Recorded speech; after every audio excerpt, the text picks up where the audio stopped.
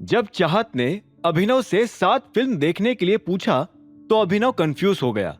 चाहत ने उसकी आंखों के आगे चुटकी बजाई और बोली, क्या सोचने लगे? तुम्हारे मन में कोई है क्या जो तुम्हें मेरे साथ फिल्म देखने जाने से रोक रहा है? यह सुनते ही अभिनव की आंखों के सामने फिर से चाहत का चेहरा आ गया। अगले ही पल अभिनव को याद आया कि अनन्या ने कहा था कि वो अपना टाइम पास करने के लिए कहीं भी जा सकता था, लेकिन अनन्या ने यह नहीं कहा था कि वो चाहत के साथ नहीं जा सकता। जैसे ही अभिनव को यह बात याद आई तो उसके चेहरे पर मुस्कान आ गई और उसने चाहत से कहा, यू टर्न ले लो, मल्टीप्लेक्स उस तरफ है।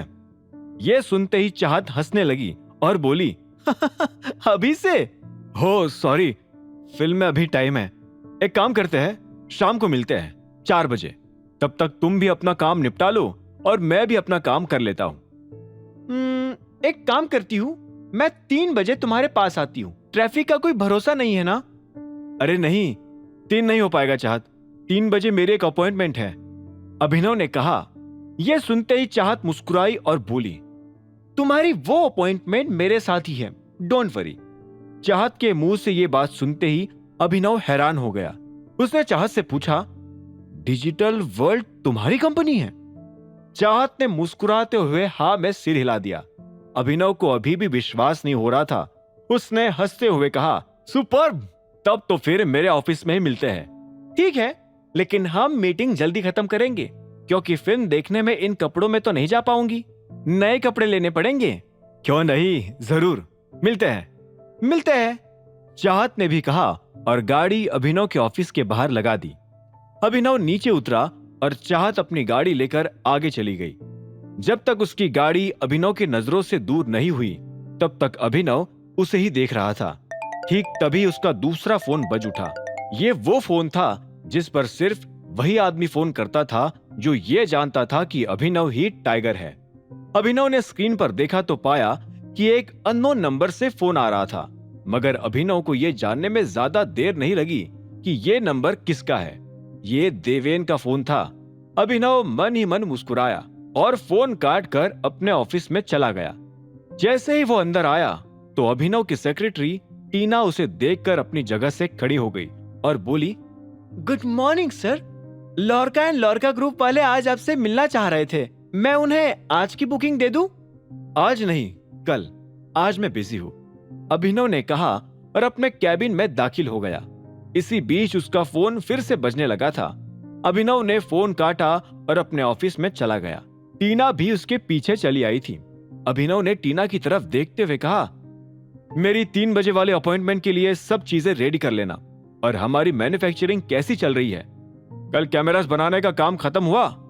टीना ने यह सवाल सुनते ही ना में सिर हिलाया और बोली, नहीं सर, अभी भी हमारे पास सिर्फ 10 ही पीसेस है, गाड़ी इससे आगे नहीं बढ़ी। अभिनव ने एक गहरी सांस ली और बोला, मायरा को बोलो 2 घंटे बाद मुझसे आकर मिले। टीना ने फिर से हाँ में सिर हिलाया और बाहर चली गई। इसी बीच उसका फोन तीसरी बार बज उठा था। अभिनव ने तय किया हुआ था कि जब तक देवेन 5 बार फोन नहीं करेगा तब तक वो फोन नहीं उठाएगा। आखिरकार जब देवेन ने 6ठी बार फोन किया तो अभिनव ने फोन उठा लिया। उधर से देवेन मिमियाती हुई आवाज में बोला, हेलो टाइगर। देवेन की ऐसी आवाज सुनकर अभिनव को एक पल के लिए हंसी आई। फिर उसने अपने आप को संभाला और भारी आवाज में बोला, हेलो देवेन। देवेन कुछ सेकंड्स के लिए तो कुछ नहीं कह पाया, फिर एक गहरी सांस लेकर कहा, आपको कैसे पता सर? क्या? कि मैं देवेन हूं। यह सुनते ही अभिनव को जोर से हंसी आ गई, लेकिन उसने अपने आप को रोक लिया और बोला, मुझे मोंटी ने बताया था कि तुमने उससे मेरा नंबर लिया है, लेकिन मुझे समझ नहीं आया कि तुमने ऐसा क्यों किया है। सर, असल में मैं आपसे वो 70% शेयर के बारे में बात करना चाहता था जो आप चाहते हैं कि मैं आपसे वापस खरीद लूं। क्या हम उस बारे में मिलकर बात कर सकते हैं? देवेन के सवाल के जवाब में अभिनव ने कहा, देवेन तुम्हें पता है ना मैं कितना बिजी रहता हूं, मिलने का तो सवाल ही नहीं उठता। तुम्हें जो कहना है यही कहो, वरना पैसों का इंतजाम करना शुरू कर दो। सॉरी सर, मैं अपने शर्त वापस लेता हूं। पार्डन पार्डन, मैं तो बस ये कहना चाह रहा था कि जब हमने कॉन्ट्रैक्ट साइन किया था तो आपके एंड से ये बात हुई थी कि मैं इन शेयर्स को तभी खरीद पाऊंगा जब मैं इन्हें खरीदने की कंडीशन में रहूंगा। आपने तो मुझे 15 साल का टाइम दिया था और अभी तो 5 साल भी नहीं हुए। अभिनव उसकी बात सुनकर एक पल के लिए चुप हो गया। वो देवेन को इस बात का कोई अच्छा सा जवाब देना चाहता था। ऐसे में उसने कहा, अब मेरी बात बहुत ध्यान से सुनना देवेन।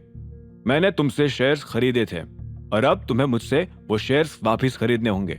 अगर 2 हफ्तों में तुमने मुझे पैसे नहीं दिए तो फिर अपनी कंपनी को भूल जाना, क्योंकि मैं बचे 30% शेयर खरीदकर कंपनी अपने नाम कर लूंगा।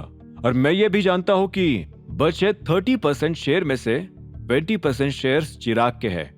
ये बात सुनते ही देवेन के पैरों के नीचे से जमीन खिसक गई थी।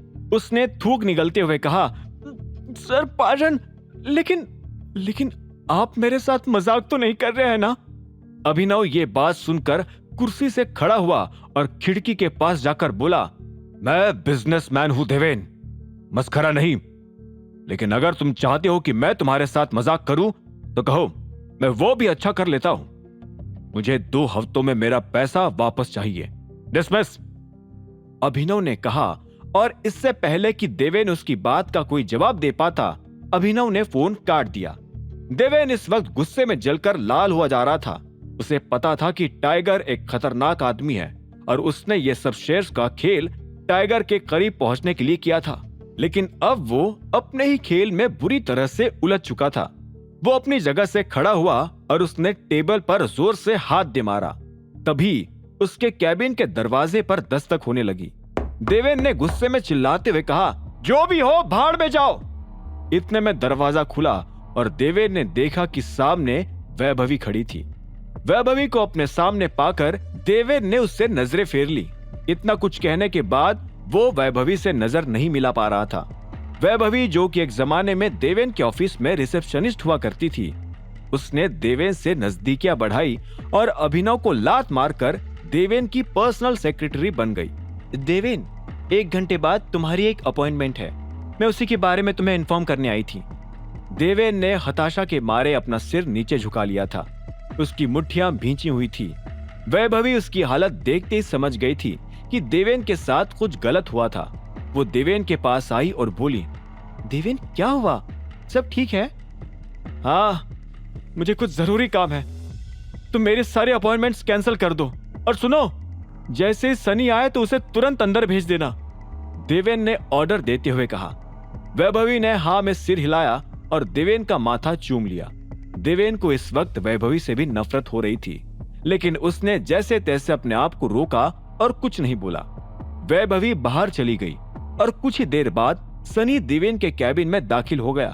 सनी को देखते ही देवेन की जान में जान आ गई। हेलो सनी। देवेन ने सनी से हाथ मिलाया। सनी ने देवेन को इस हालत में देखा तो पूछा, सब ठीक है?